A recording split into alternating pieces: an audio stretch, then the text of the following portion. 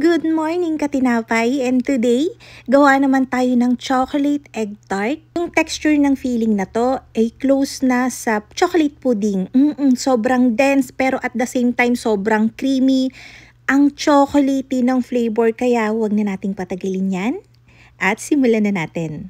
Dito muna tayo sa paggawa ng ating tart. So dito meron akong 1 cup ng butter. Pwede ang butter compound. I-cream ko yan until maging light yung color. Then, mag-a-add tayo ng 100 grams ng white sugar, 1 teaspoon o 6 grams ng salt, and then imi-mix ulit natin yan. Pagkatapos, mag-a-add na tayo dito ng 2 pirasong large na itlog. Kapag ka nahalo na natin yung egg, dapat tunaw na yung sugar. Dito na yun matutunaw. So, after mong ma-mix yan, dapat parang buttercream na frosting yung magiging texture. After nyan, tsaka tayo maglalagay ng dry ingredients natin. Dito mag-a-add ako ng 40 grams ng powdered milk. Skim milk powder lang to, yung Milk Boy. Pwede rin naman yung mga nasa grocery store na powdered milk. So, finold ko lang yan gamit ang spatula, and then magsisift ako dito ng 500 grams ng cake flour.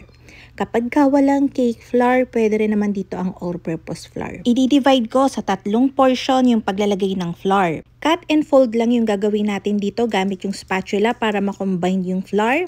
Sa last addition ng flour, kakamayin na natin yan para mas madali. So yan, katulad ng pag-spatula, cut and fold lang din halos yung ginagawa ko kahit kamay yung gamit.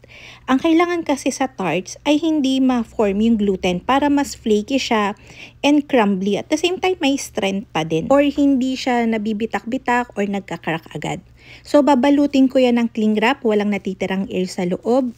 Pwede nyo tong ilagay sa chiller, pero ako, mas manageable siya sa akin kapag dito lang sa room temperature. So, i-rest ko lang yan dyan. At least mga 30 minutes to 1 hour. Habang nire-rest nga natin yon, gagawa na tayo ng chocolate filling natin. Dito, gagamit ako ng Van Houten Professional Intense Dark Chocolate.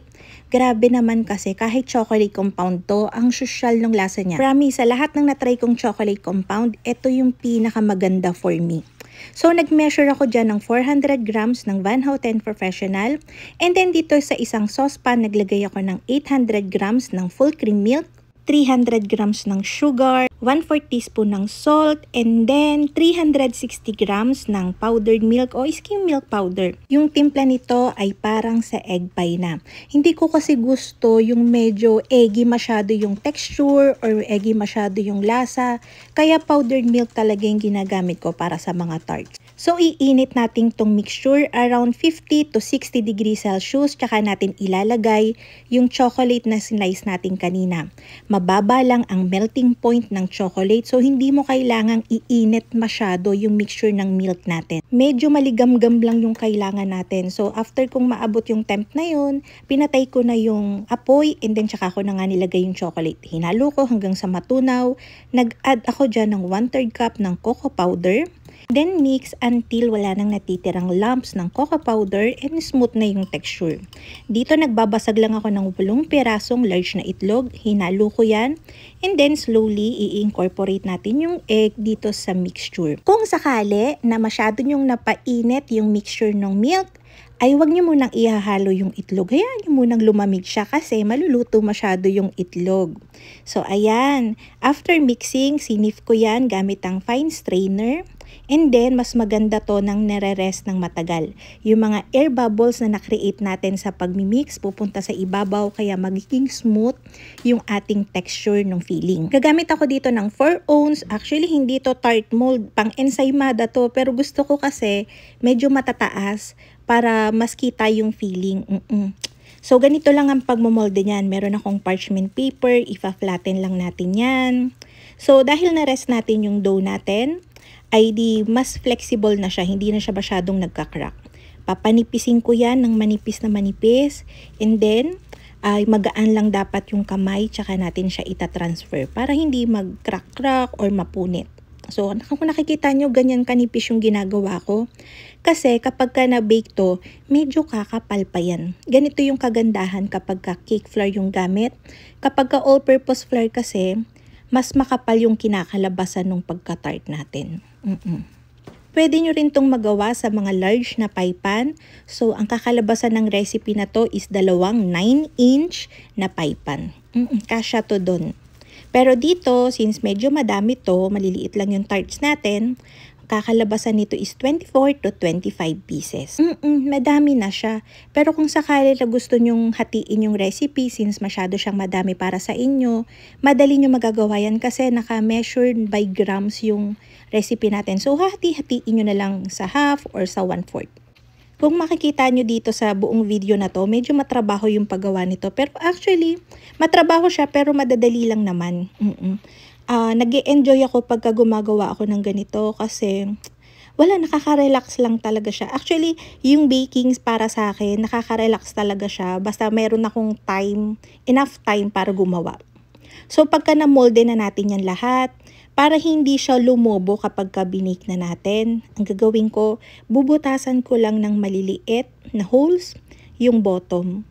Gunting na nga yung ginagamit ko pang butas dyan. Instead kasi na tinidor, medyo malalaki kasi yun. So gusto ko maliliit lang talaga kasi baka mamaya pag masyadong malalaki yung butas, magtagas sa ilalim yung feeling natin later.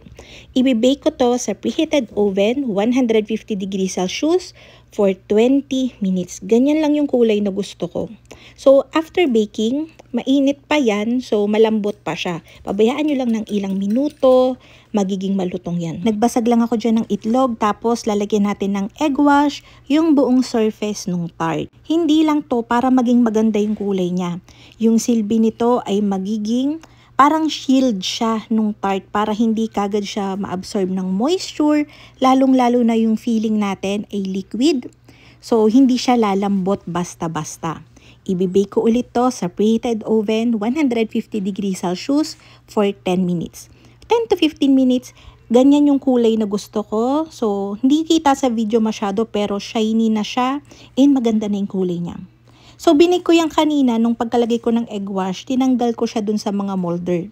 After baking and pinalamig ko siya ng konti, ibabalik ko siya dun. Kasi, yung feeling natin medyo mabigat. Tapos liquid pa. Maninipis yung tarts natin, so may tendency siya na kapag binake natin, lalambot yung mga tart, so magbi-break siya. So ibabalik natin siya dun sa mga tart mold. Ito na yung feeling natin pagkatapos nating ma-rest. Lahat ng air bubbles ay pumunta sa ibabaw. So pwede nating tanggalin yung mga nasa ibabaw, kaya lang malasa yon. So ang ginawa ko, ini-strain ko na lang ulit siya para bumalik and maputukan yung mga bubbles. And then, i-strain natin siya ulit. Di ba ang trabaho? Pero ganun kasi talaga. So, nilagay ko yan dito sa butter dispenser. Yung tool na yan, yun yung tawag dyan. Nabili ko lang to online and mura lang siya. Maganda to kasi maita-transfer mo yung feeling ng hindi makalat. Ilalagay natin yung filling sa lahat ng tarts. Medyo puno yung gagawin ko. Pero wag naman yung sobrang puno na tatagas na siya kasi didikit yun sa molder. So, bibake ko ulit to sa preheated oven, 120 degrees Celsius for 15 to 18 minutes. Mas mababa yung temp kasi lulutuin na lang naman natin yung filling natin. So, makikita nyo yan nagwiwiggle pa. Pagka masyado pang nagwiwiggle, hindi pa yan. Ito yung pinaka itsura niyan kapag okay na siya. Nagwiwiggle pa rin pero hindi na ganun masyado. Basta tignan nyo na lang. Pagkaahon natin, kailangan natin tong i-rest para mag-firm up siya. Mga 4 to 5 hours chiller and mawawala na yung mga ganyang sa ibabaw niyan. Magiging ganito na siya. Alam niyo yung tarts, para siyang kanin for me. Pwede kang maglagay ng kahit anong feeling na gusto mo, mapa-sweet, mapa-savory. So sana tandaan nyo tong recipe na to and procedure na to para, alam nyo yun, magamit nyo siya kung saan-saan. So, yan. Chilled pa yan, kaya mukha pa siyang, ayan, medyo maano. Pero pag kinagat mo, makikita mo na smooth talaga and, alam nyo yun, creamy talaga siya. Ang sarap-sarap nito, kaya try nyo. Para sa finishing touch, naglagay lang ako dyan ng whipped cream and then maglalagay tayo ng toppings na strawberries. So, yan. Lalagyan ko lang siya ng ganyan. Again, depende na sa inyo kung anong toppings or design yung gusto nyo. So, nasa sa inyo na yun. So, ayun na nga mga kalutong tinapay. Sana'y nagustuhan niyo yung ating video for today. Magkita-kita tayong muli. Ito pong mali ang lutong tinapay. Bye-bye!